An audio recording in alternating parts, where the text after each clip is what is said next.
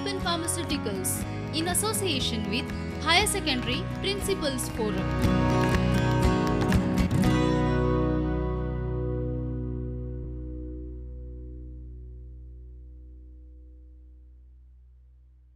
Hello students, and a warm welcome for today's session in economics.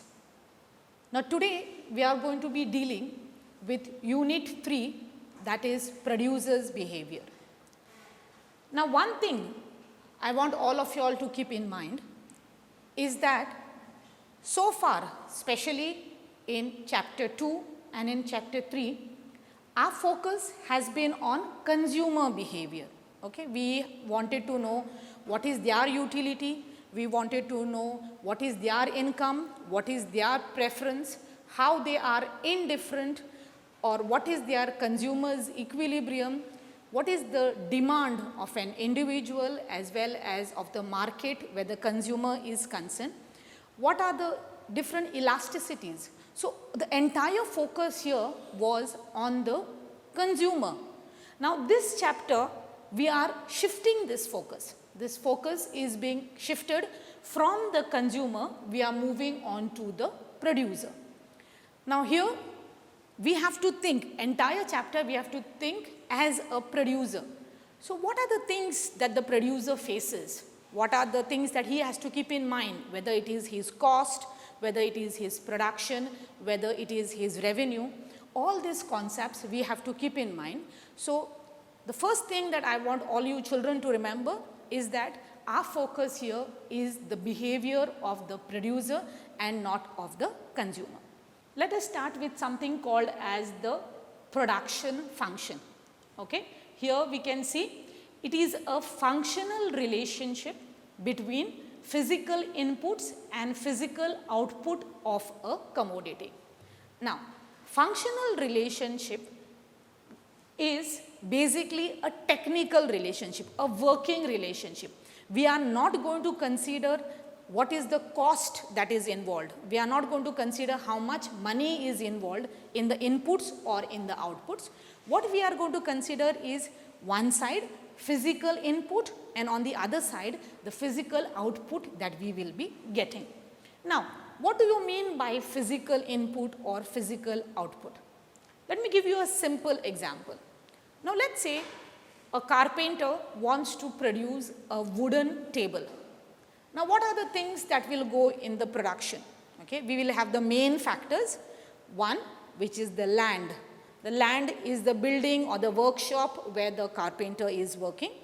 The labor here is the carpenter himself, and the machine here are the tools that he will be using, whether it is a saw, whether it is a specific cutter that he has, or whether it is a polisher. Plus he will be using other non-factors like glue, maybe nails. Okay, the hammer will become the tool or the machine. So all these things that to produce, for example, let's say he took 2 planks of wood, one carpenter, that is the labor, and let's say he used 3-4 machines, okay, one saw, one cutter, or a shaper, polisher. All these are his tools that he is using. So all of them together, the labor, the land and the machine, all together become his physical inputs. Okay, as we have mentioned there, they become the physical inputs. So there is no, we are not considering what is the cost of the wood. We are not considering whether the carpenter, how much he will be paid. We are not considering the economic or the money point of view. We are considering only physical input. So we take all these inputs together, the wood, the labor, the machines, all of them together, and they become the physical input. And when they are processed, okay, when they all work together, we get the physical output, which is the wooden table. So we have to remember it is a functional relationship, a working or a technical relationship between physical inputs as well as physical output. Now below here you all can see the formula, how to calculate the production function. So here we have Q, which is the commodity X, the quantity or the production of commodity X, which is a function of L, which is the labor input, and K, which is the capital input. So, we are considering the two main factors, labor and capital.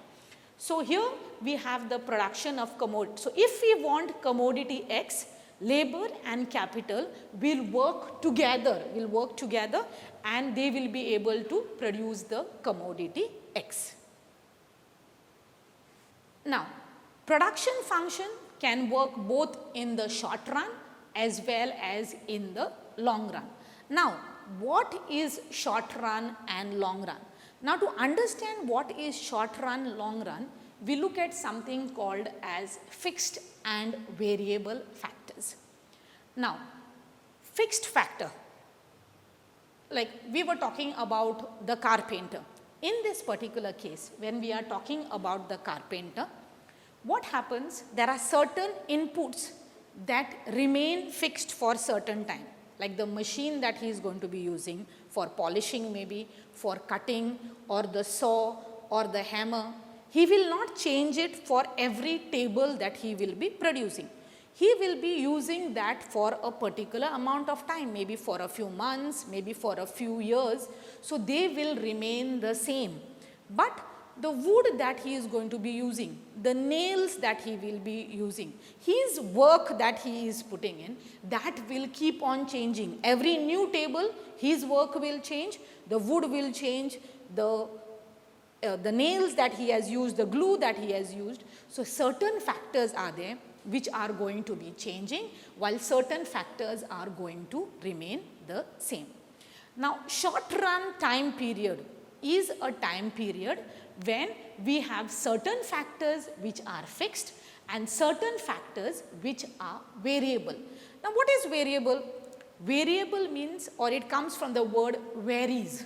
What is to vary? To vary means to change.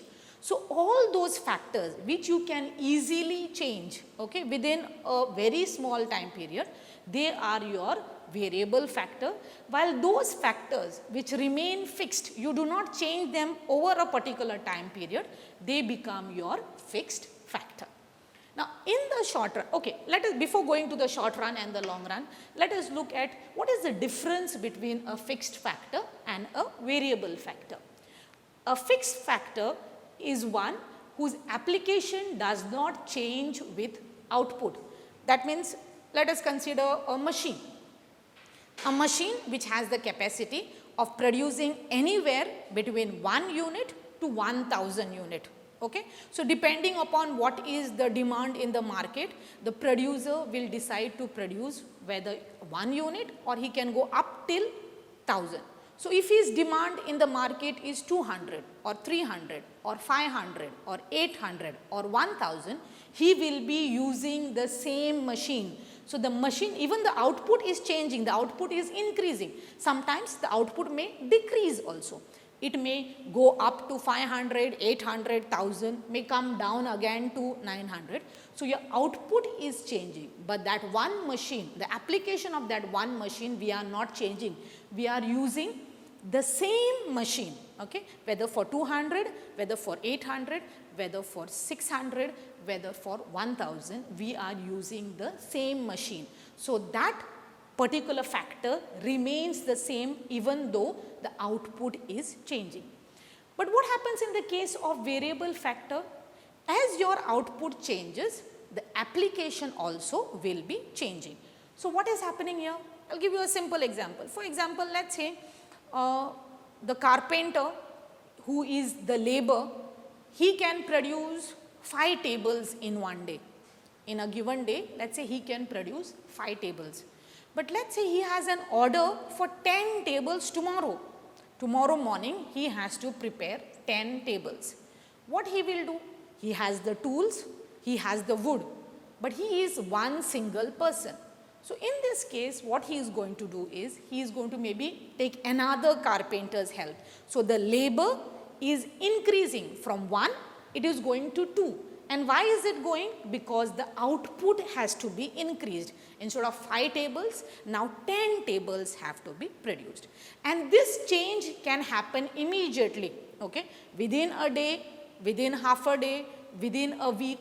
So within a very short period, okay, soon such a factor can be changed as per the output. So that's why we call it as a variable factor.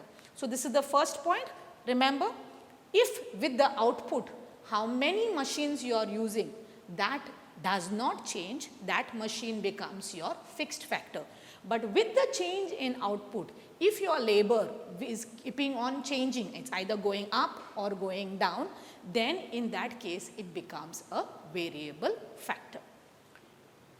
The second point that we have to remember where the difference in fixed factor and variable factor is concerned is that whether the output is 0 or maximum, the fixed factor will remain 0. For example, let's say now we are in the corona pandemic, okay, and none of us may be going to buy new tables. New table is not a priority for us. It is not very important. Other things are more important, and with salary cuts, people losing the job, table may be the last priority for us. So naturally, what will happen to the carpenter? There will not be any person who will be coming and asking for his table, okay, or coming and buying his table or coming and demanding his table. So in that case, his output is 0. He is not producing anything, but his carpenter tools are still the same. The building or his workshop will not get over, it will still be the same. But the amount of wood that he is using or the work that he is doing, that will become 0. So here the use or the application of the fixed factor will remain the same whether the output is 0 or whether it is maximum.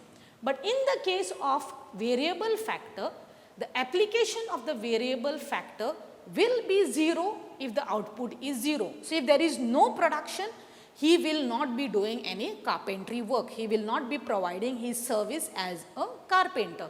So the labor will be 0 if the output is 0.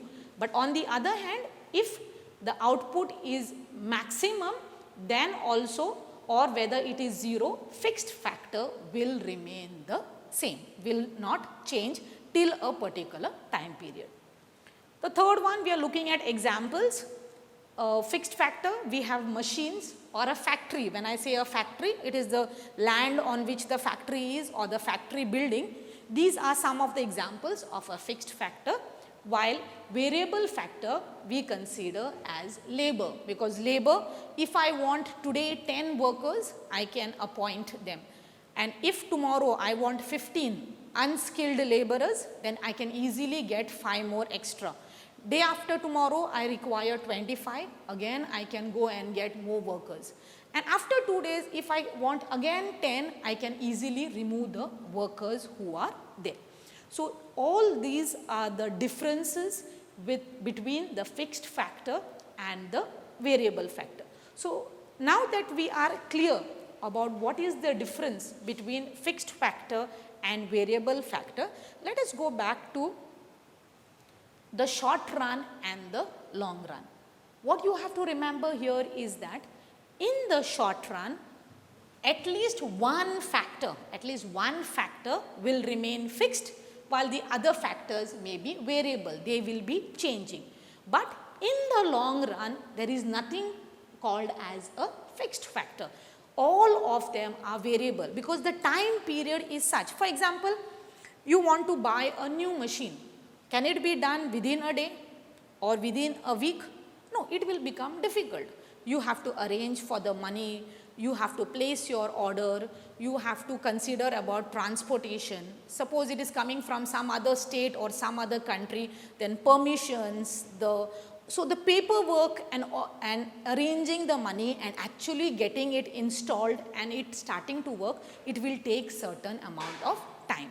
So that time period when you can easily change the machine, usually it is considered as more than 1 year. So such a time period is considered as the long run time period, while that time period where at least one factor will be remaining fixed, The others may be varying, but at least one factor will remain fixed, is called as the short run time period. To understand the production function in the short run better, we have a small example here. We are trying to produce 40 units. Okay? So, maximum 40 units if we have to get, we require 5 units of labor and 4 units of capital. L is for the labor and K is for the capital. But in the short run, one of them remains fixed. Now, you all can see the constant here above the capital. So, that shows that if you want to increase the production, for example, let us say from 40, now what you are producing is maximum, okay? Putting in 4 machinery or 4 capital and 5 units of labor, you are able to maximum get 40 units, okay? But in case you want to increase, then the only thing you can increase, for example, you want to go from 40 units to maybe 45 units. So, the only thing that you can increase is labor, capital will remain the same. So, then it will be 45 units is a function of 6 labor and 4 capital. So, here capital is remaining the same, it is not changing because this is a short run time period and all the factors are not variable. On the other hand, if we look at the long run, it is the same equation that we have put there, maximum 40 units of commodity X, we will require 5 labor and 4 capital. Now, in this case, what happens, if I want to increase, I want to go to 45 or maybe let us say in this case, I want to go to 60 units. Then in this case, I will change both my labor. So, I will increase my labor maybe from 5 to 6 or 7. And at the same time, I can also change my capital. Okay? So, from 4, I may be using 5 units of capital and maybe 7 units of labor. So, in the short run, we can see that one of them is going to remain fixed while the other will be variable, but in the long run, all the factors are variable. There is no fixed factor to be considered in this case. Okay. Now, these are certain concepts that we are going to be learning today in connection to production function. The first one is total product, or we call it also as TP. Now, pay attention to the words that I have focused on. Here we have a fixed factor which is constant, as the word says, it is fixed. So, it remains constant and it does not change. But to this fixed factor, we will be again and again adding more and more of the variable factor. And when we add to the variable factor, we will be getting our output. So, combining fixed factor and variable factor, we will be getting our output.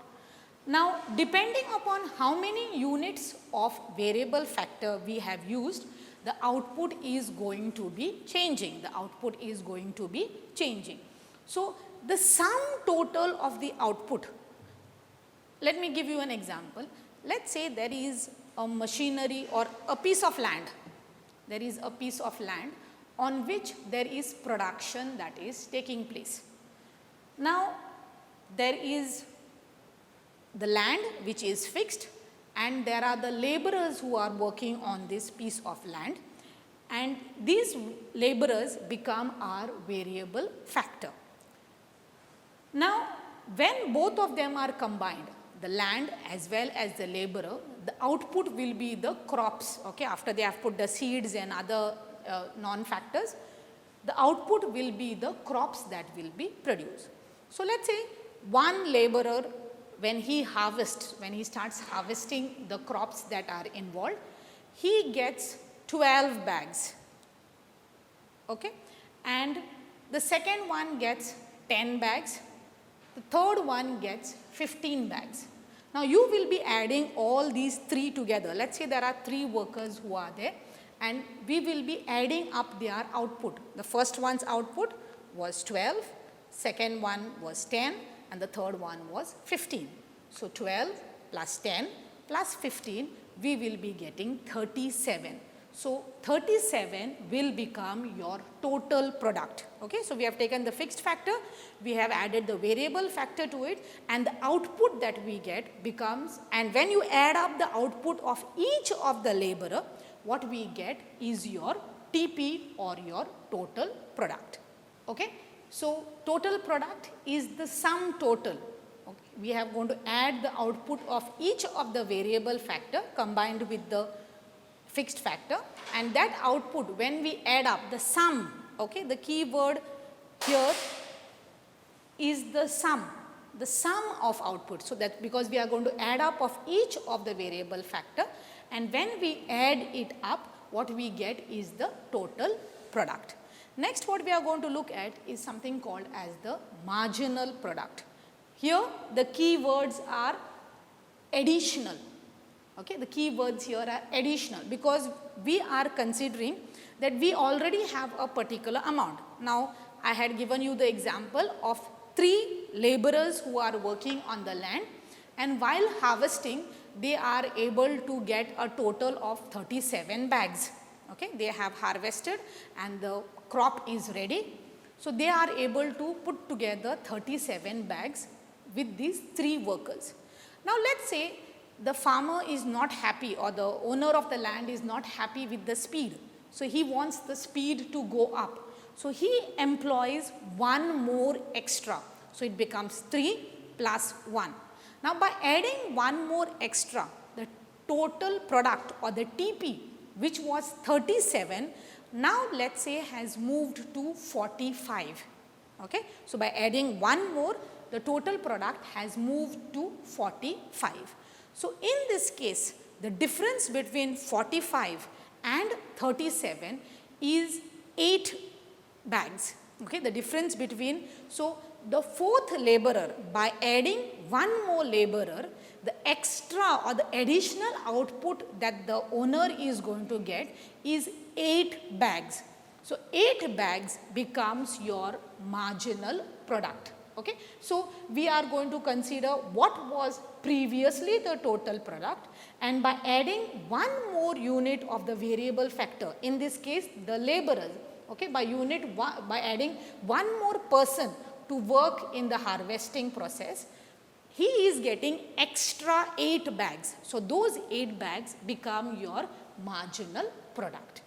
This is the formula to find out the marginal product. So the N here is any one of the variable factor. You can take the first one, second one, third one, or the fourth one. So you will, MP of the fourth one will be TP of the fourth one minus TP 4 minus 1, that becomes the third one. So after 4 it was 45, before at 3 it was 37.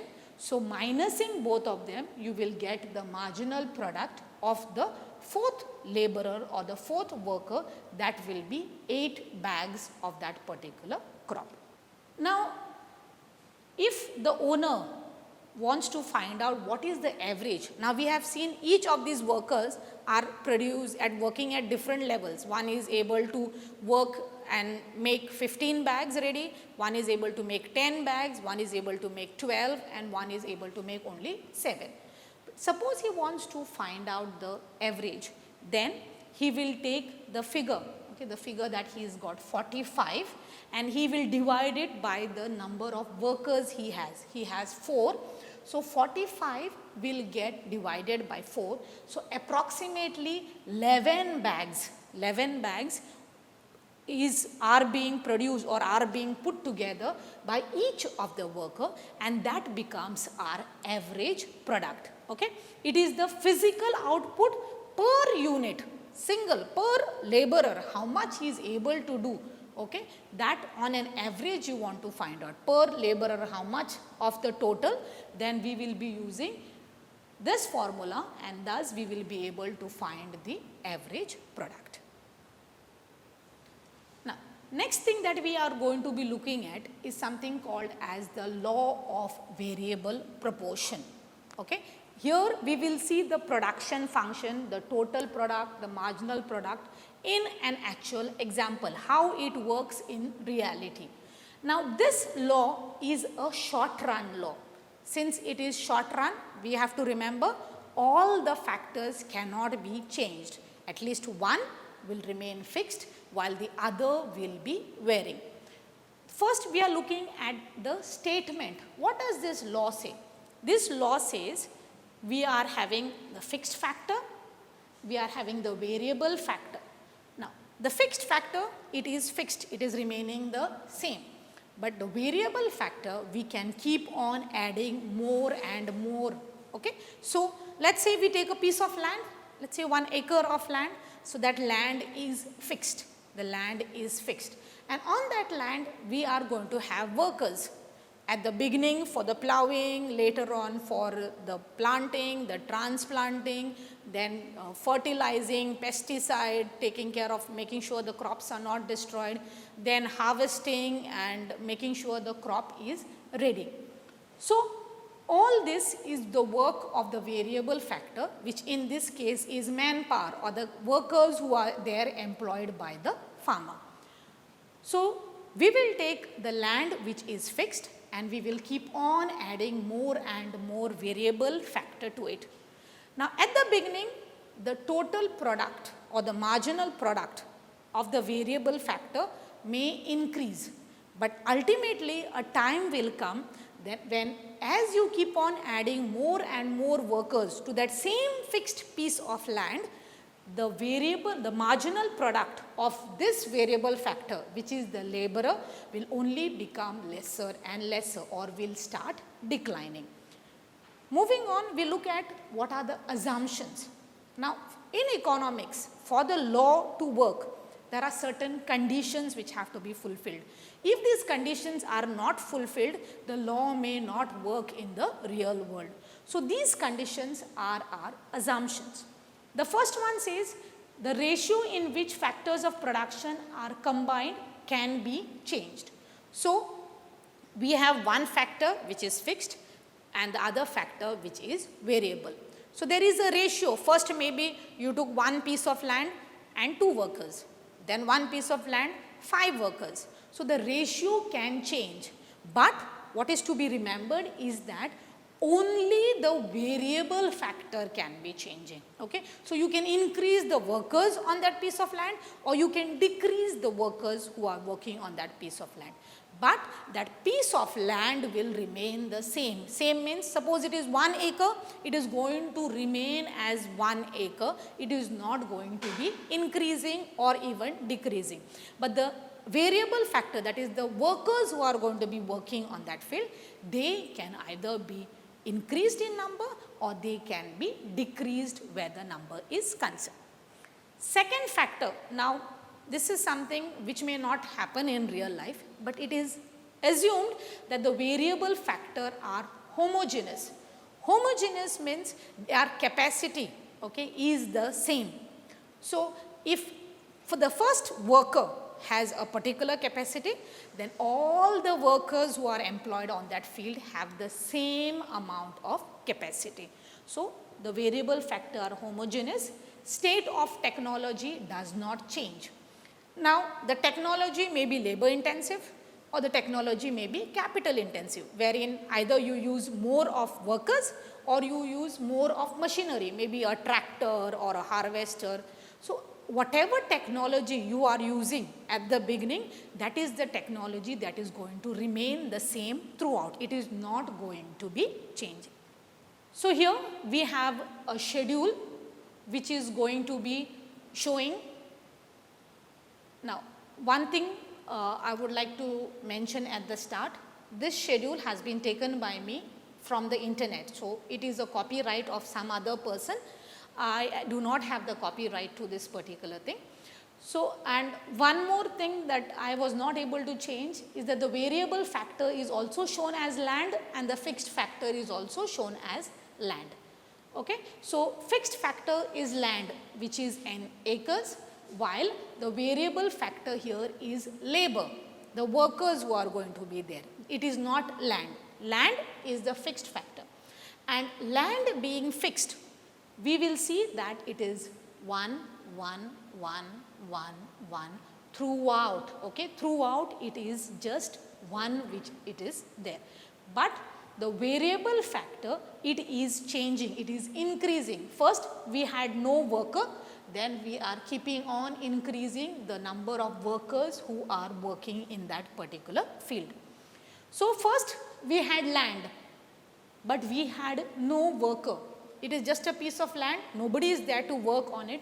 Naturally, the product, the total product that we are going to get from it is zero. We are not going to get anything from that particular piece of land. When we employ one worker on that same piece of land, our total product becomes 2.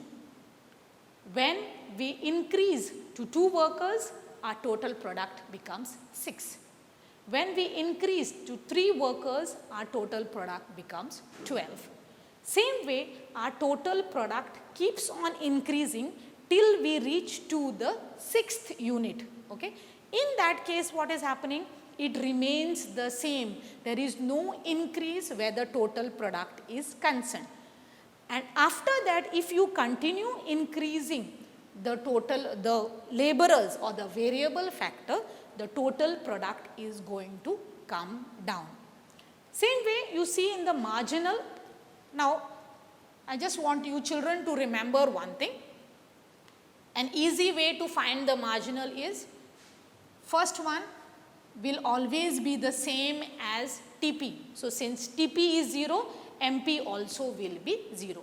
Then TP is 2, so it will be 2 minus 0, we get 2. 6 minus 2, we get 4. 12 minus 6, we get 6.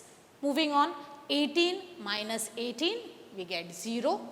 And 8 minus 14, we get it as a negative figure, that is minus 6. So, MP is increasing in the first stage. But if after that we keep on employing workers, MP is going to come down. We continue employing workers, MP can become 0. And if we still continue, then MP can become negative also. So, it is keeping on coming down, or it is keeping on getting lesser and lesser after a particular point. Now, what are some of the reasons for it? There is something called as diseconomies of scale. At the beginning, we have economies of scale, and the second, then we have the diseconomies where the factor is concerned. So, at the beginning, what will happen? Since the land is underutilized, one worker, see this is in acres, for one worker to work on an acre of land is not possible. So, he will do his best, but there is more capacity for that particular land. So, when the fixed factor is underutilized, the TP will keep on increasing. 2 workers also it is underutilized, 3 workers also it is underutilized. It is at the best when we have the 3rd worker, that is where your MP also is, the MP also is maximum. After that, the land remains fixed. Okay? Here we have seen the land is remaining fixed, but the workers are keeping on adding. Now, how many workers can you keep on adding to one particular piece of land? There is a limit to that. So, naturally, as you add, TP will increase, okay? But the rate at which TP will increase. Here, till the 3rd worker, TP is increasing at a very fast rate, at an increasing rate. But later on, from the 3rd worker onwards, if we add more, TP will increase, but the rate at which it is increasing, it will be slow. Okay, it will increase, but at a slower rate, because of which MP will start to decrease, MP will start to decline. After that, if we keep on increasing, TP will reach its maximum point. You cannot increase it beyond that. Okay, and there is a limit to which the number of workers can work on a fixed piece of land. So, TP will become maximum, and if you still add more workers, TP will come down and MP will become negative. That means it is useless adding those last 2 workers because they are not contributing anything positive to the production, but they will have to be paid wages, they will be provided with maybe some facilities. So all those facilities, wages will be a waste for the owner because their productivity is negative. They are contributing nothing at all to the total productivity where that land is concerned. Now this diagram is also a replica of when we put that schedule in the form of a diagram. This is what we will be getting. We have TP, as I have told you all, in the first stage TP is increasing, it is increasing at a very fast rate, okay, and MP also is increasing. Then you add more variable factor, which is the labor in this case. That time TP continues to increase, but the speed of TP becomes slightly lesser. It starts increasing at a diminishing rate and then it reaches maximum. When TP is in the second stage, we have added more units of labor, MP starts to come down but remains positive. It is still beneficial, okay. It is still okay for the owner to continue employing the workers. So this is TP, which is increasing in the second stage, but as I have mentioned, the rate becomes slower. It starts increasing at a diminishing rate. When this happens, MP starts to come down, the marginal product of the workers. So this was the best point, okay. After that, the marginal product comes down. And if more variable factor or more workers are added to the land, okay, the owner brings more workers, then the TP will start declining and MP will be negative, okay. So what you have to remember, when TP is maximum, that time MP will become 0, and in the third stage, if we add more workers or more variable factor, then TP is going to start declining and MP is going to become negative. Now, from the exam point of view, I am just once again focusing on all the 3 stages which are there. The first stage, as I have clearly said, TP, okay, increases at an increasing rate, MP also increases but it remains positive. Second stage, TP continues to increase but the rate becomes less. So it is a diminishing rate and it reaches its maximum point. MP starts to decrease but remains positive, and when TP is maximum, MP is 0. I will just name the stages again. Stage of increasing returns, stage of diminishing returns, and the third stage, stage of negative returns, because now TP decreases but MP starts becoming negative. Now this is how it works in the short run. Let us see what happens in the long run. In the long run, we have something called as the law of returns to scale. Being long run, we have to remember that all the factors are variable. There are no fixed factor, but at the same time, one thing I want you all to keep in mind, these factor inputs, okay, they change simultaneously. That means they will be changing together. The labor also will be changing and at the same time the capital also will be changing, and they change in the same proportion. So if labor becomes double, then capital also will double. If labor becomes 3 times, then capital also will be moving 3 times. One more point that I would like to bring to your notice, children, that this table is not there for the exam. From the examination point of view, we do not have this table. Our focus is only the 3 stages. But this table, I believe, will help you all to better understand what I am talking about. So here we have the 3 stages, the first one, the second one and the third one. We have labor, we have capital, and both these combined together, we have the output. So let's say we had 2 workers, 4 capital, and the output, maximum output that they are able to generate is 50 units. Okay, let's say they were producing ice creams. Okay, season is becoming hot again, so they are producing ice creams. So they are going to be producing 50 ice creams. Now what we are doing, we are doubling the labor. From 2, it is becoming 4. from 4 it is becoming 8. So naturally what will you expect the output to become? You will expect that the output also will double. From 50 it should become 100. But what is happening here is that instead of 100 it is becoming 120. So the inputs have gone into a particular percentage, but the output is much more than how much input has gone in. So instead of becoming 50 to 100, it is increasing from 50 to 120. So your input is an amount, but the output is much more than that, and that is why it is called as a stage of increasing returns. You put in little, but you have got more benefit or more output. So the stage is called as increasing returns to scale.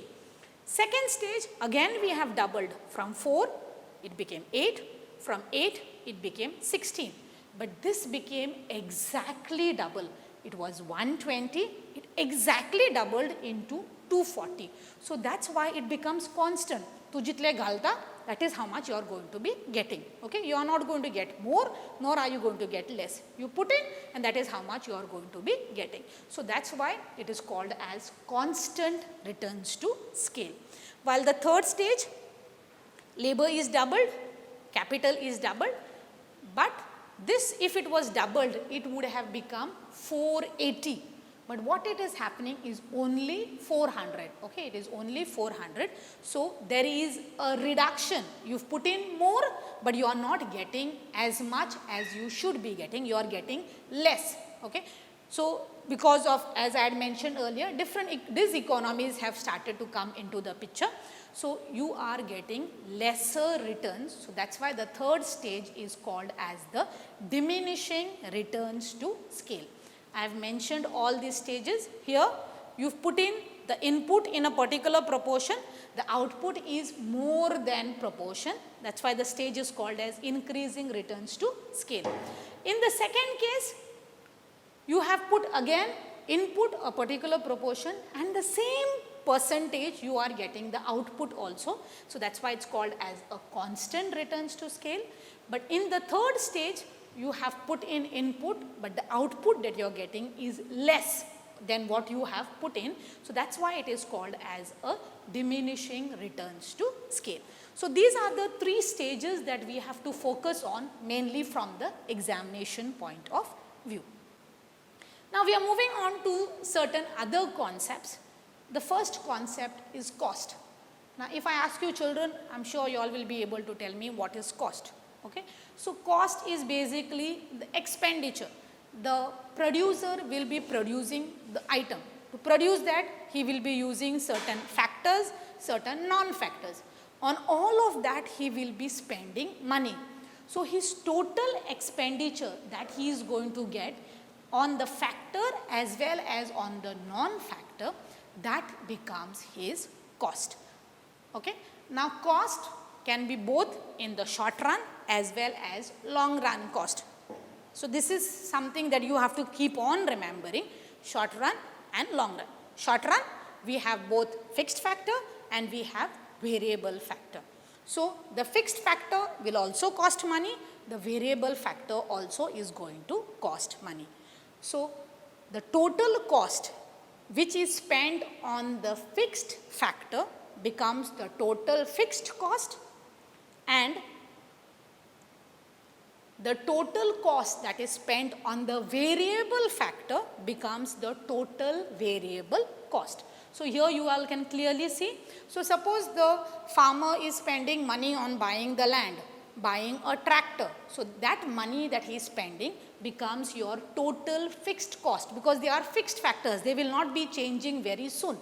But if he is spending money on the workers, okay, that will become his variable cost, the wages that he will be paying to the workers, or maybe he is providing them with food. So the money that he will be spending on cash payments as well as payments in kind, all that will become his total variable cost.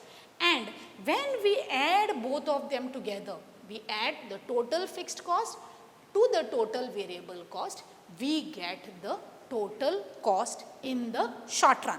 In the long run, what will happen?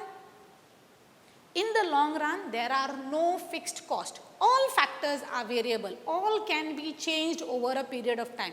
He can build, suppose it's an industry, he can build a new factory, he can buy new machinery, or suppose it is our example of our farmer. He can expand the land. He had only 1 acre, he may buy 2 acres of land, he may get more tractors, more harvesters, more laborers. So everything can be changed. So all the expense together will become his total cost in the long run. There is no total fixed cost, no total variable cost separately under the long run. Everything comes under your total cost. Then we have the average. Okay, children, one thing I want you all to keep in mind. Total, average, marginal. These things keep in mind. Total, sum, average is per unit, and the marginal is the additional, because when we are talking about product, talking about cost, talking about revenue, in all these cases we will be seeing total, we will be seeing average, we will be seeing marginal. So the key words keep in mind: total, sum total. Add up everything together, you get your total. Marginal is the extra that you are getting, the additional that you are getting, and average, when you divide and you get per unit how much, that will become your average. So here also average cost is per unit.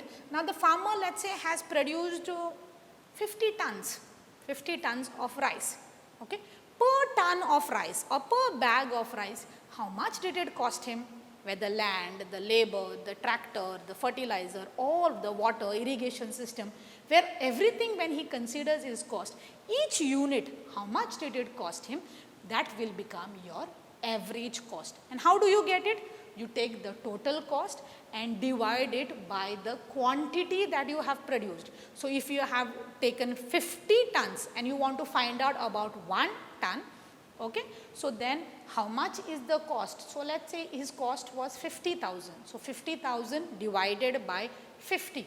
Okay, so then what he will get is 1,000 is his cost per ton, where per ton is concerned. So that is how we get the average cost. Moving on to the, okay, under average cost also we have the average fixed cost and the average variable cost. The average fixed cost, we are considering the total. So we will consider AFC will be FC divided by Q. So we are considering only the fixed cost. We are not considering the total cost.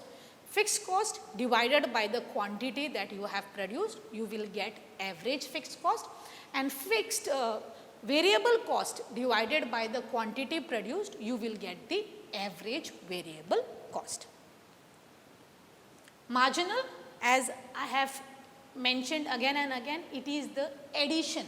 Suppose I have produced 50 tons and now I want to produce more. So I am going to increase my laborers maybe. So how much, if I increase 1 unit or 1 laborer, how much will my total cost be? That, or how much will be the increase or the addition to my total cost, that comes as my marginal cost. This formula is similar to what we had done under marginal product, and it is done in the same manner, only instead of product we will be considering the cost. The next thing that we are going to consider is the concept of revenue. Now the farmer has worked hard, he had spent money, all his costing, and he ultimately produced the product. Now producing the product is not enough for the farmer. He is looking for profit, he is looking to earn some extra money. So naturally, for that to happen, he has to sell. Please remember children, for revenue what is important is not how much is produced. Yes, how much is produced is important, but the main or the bigger focus here is how much is sold, how much is sold in the market. That is what we are looking where revenue is concerned.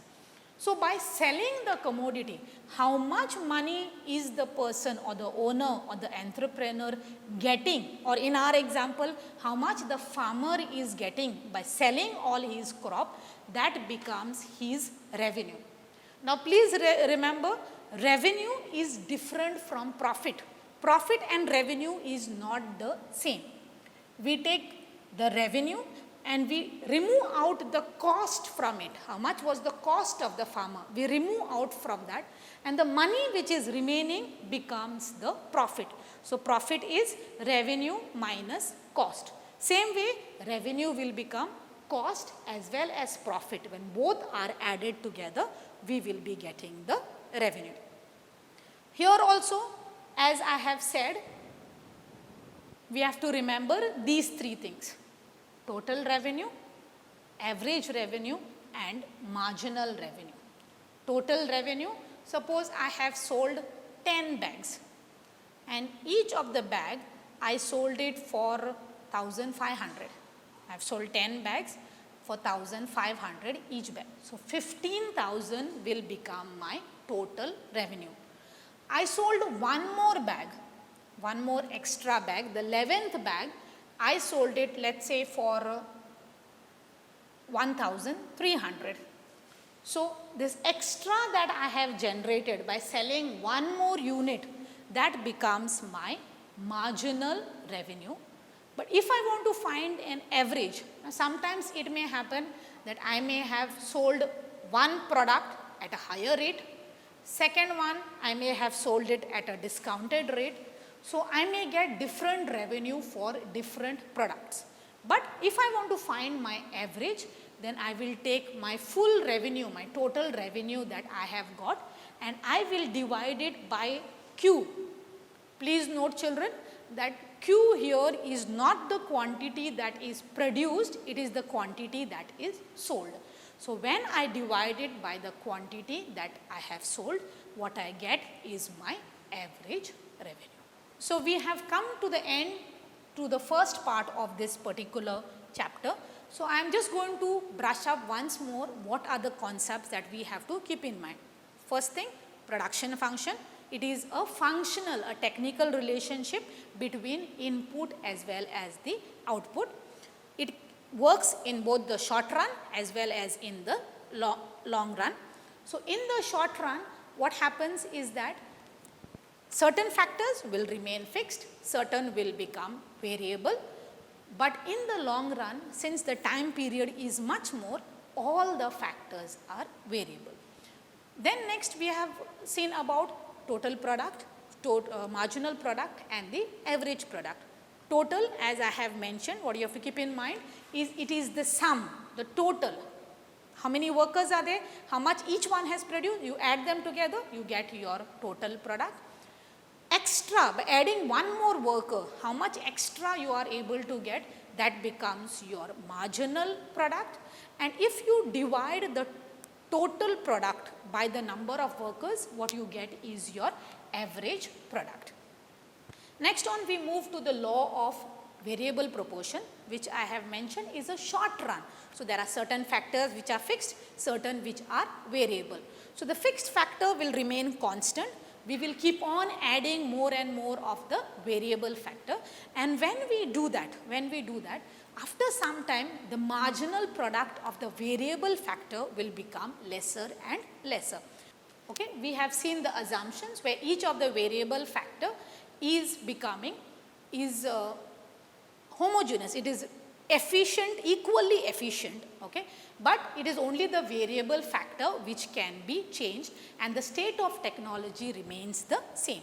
Then we have the schedule which clearly shows that as we add more and more of the variable factor, the marginal product of the variable factor will keep on going down.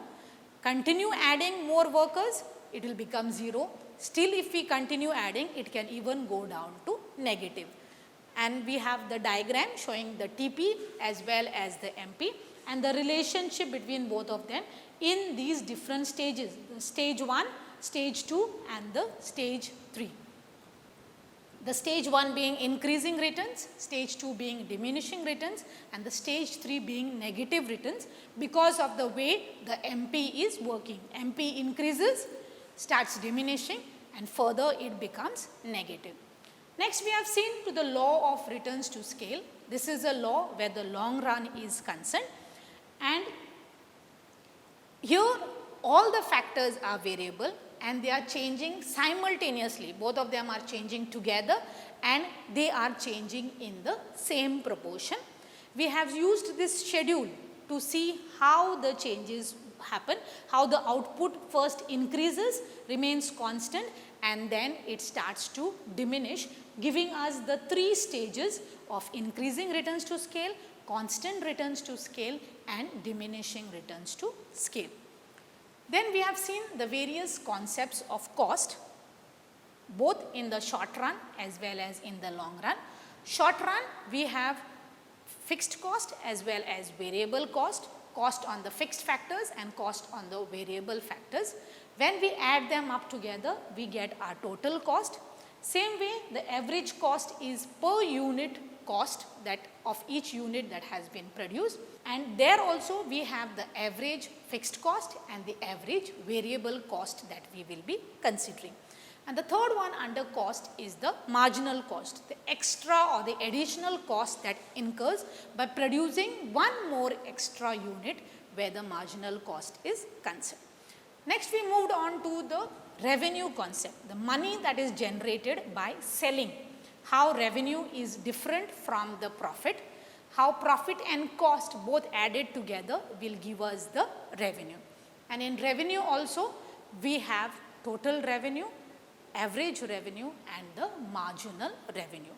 Total revenue is the money, the total amount of money that has been earned. Average is when it is the per unit of output sold. It is the same as the price of the commodity. Okay, what is the price? That it is the same thing. And the marginal revenue is the extra that we will get by selling one more or one less, or the extra that we lose out by selling one less of the product in the market. Prudent Scholars, powered by Lupin Pharmaceuticals. अब आपकी सुरक्षा आपके हाथों में। ल्यूपी safe hand sanitiser, आपका और Chennai super Kings का first line of defence. अब आपकी सुरक्षा आपके हाथों में। ल्यूपी सेफ हैंड सैनिटाइजर, आपका और चेन्नई सुपर किंग्स का फर्स्ट लाइन ऑफ डिफेंस। अब आपकी सुरक्षा आपके हाथों में। ल्यूपी सेफ हैंड सैनिटाइजर, आपका और चेन्नई सुपर किंग्स का फर्स्ट लाइन ऑफ डिफेंस।